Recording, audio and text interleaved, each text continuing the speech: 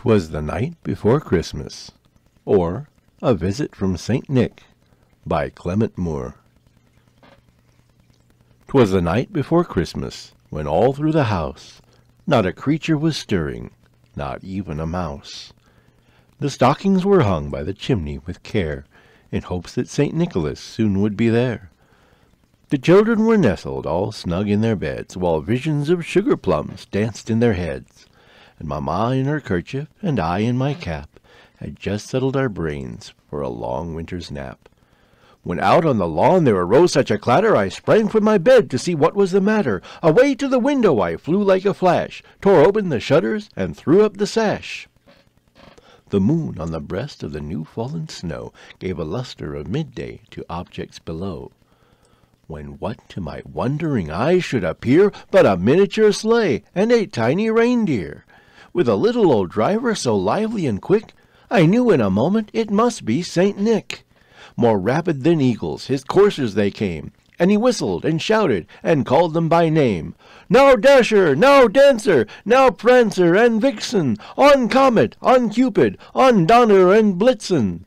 To the top of the porch, to the top of the wall, now dash away, dash away, dash away all.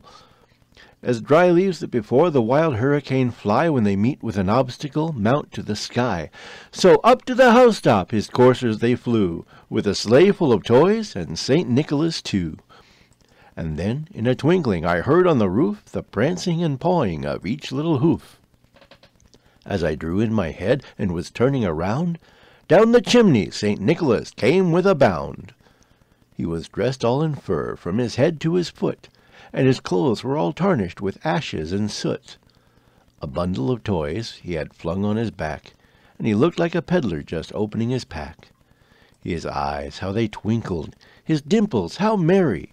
His cheeks were like roses, his nose like a cherry. His droll little mouth was drawn up like a bow, and the beard on his chin was as white as the snow. The stump of a pipe he held tight in his teeth, and the smoke, it encircled his head like a wreath. He had a broad face and a round little belly that shook when he laughed like a bowl full of jelly. He was chubby and plump, a right jolly old elf, and I laughed when I saw him in spite of myself. A wink of his eye and a twist of his head soon gave me to know I had nothing to dread.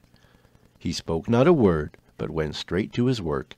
He filled all the stockings, then turned with a jerk, and laying his finger aside of his nose, giving a nod, up the chimney he rose. He sprang to his sleigh, to his team gave a whistle, and away they all flew like the down of a thistle. But I heard him exclaim, ere he drove out of sight, "Merry Christmas to all, and to all a good night!"